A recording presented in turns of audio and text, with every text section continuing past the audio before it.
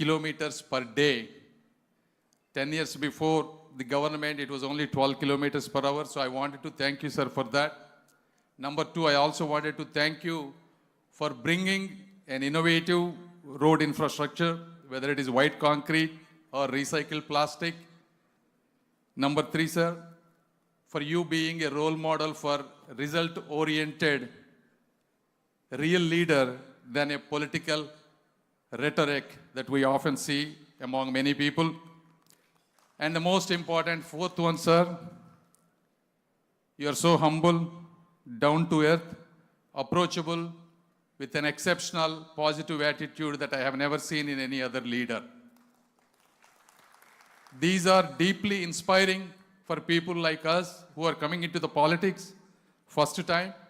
So I have profound respect for you, sir, not as an MP and not as a Minister of State, but as a true citizen of India.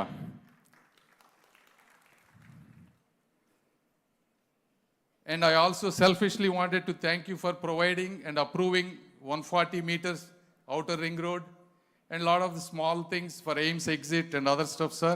So I wanted to thank you on behalf of Guntur people once for all. And then second, ఈ రోజు కార్యక్రమానికి వస్తే శ్రీ నారా చంద్రబాబు నాయుడు గారి గురించి ఒక్కసారి మాట్లాడుకోవాలి. ఎందుకంటే దేవుడు ఒక్కొక్క నాయకులకి కొన్ని సంవత్సరాల అవకాశం ఇస్తారు. ఆ అవకాశం ఇచ్చినప్పుడు ఏ విధంగా మనం ఆ అవకాశాన్ని ఉపయోగించుకుంటున్నాం అనేది చరిత్ర చెబుతుంది. నారా చంద్రబాబు నాయుడు గారు కంబైన్డ్ స్టేట్లో ఆంధ్రప్రదేశ్ ముఖ్యమంత్రిగా ఉన్నప్పుడు 180 కిలోమీటర్ల ఔటర్ రింగ్ రోడ్డుకి శంకుస్థాపన చేశారు. ఆ రోజుల్లో డబ్బులు లేవు అంటే వాజ్పేయి గారితోటి పీపీపీ మోడల్ని ఇంట్రడ్యూస్ చేసినటువంటి విజనరీ నాయకులు శ్రీ నారా చంద్రబాబు నాయుడు గారు. ఎవరు ఊహించని విధంగా 5,000 ఎకరాలకు పైగా భూమి సేకరణ చేసి ఈరోజు వరల్డ్లోనే one of the best international ఎయిర్పోర్ట్గా తయారయ్యే విధంగా చేపించినటువంటి వ్యక్తి కూడా శ్రీ నారా చంద్రబాబు నాయుడు గారు. అదేవిధంగా హైదరాబాద్ మెట్రో రైల్ 43 కిలోమీటర్లకి ఆ రోజు శంకుస్థాపన చేసినటువంటి వ్యక్తి కూడా శ్రీ నారా చంద్రబాబు నాయుడు గారు. ఇవి ఎందుకు చెప్తా ఉన్నామంటే మీరు ఈరోజు హైదరాబాద్ గురించి ఎవరన్నా చూస్తే ఆ రోజు ఆయన చేసినటువంటి ఇవి జీనోమ్ వ్యాలీ ఇవి తప్పించి గత 2004 నుంచి ఈ రోజు వరకు కొత్తగా హైదరాబాద్కి ఏమొచ్చిందంటే గబక్కన ఒక్కడు కూడా చెప్పలేరు. హైటెక్స్ కానీ హైటెక్ సిటీలు కానీ అవి తప్పించి. అదేవిధంగా గత 5 సంవత్సరాల్లో ఒక వ్యక్తికి ఈరోజు అధికారం ఇచ్చారు. ఆయన ఏం చేశారో కూడా మీకు అందరికీ తెలుసు.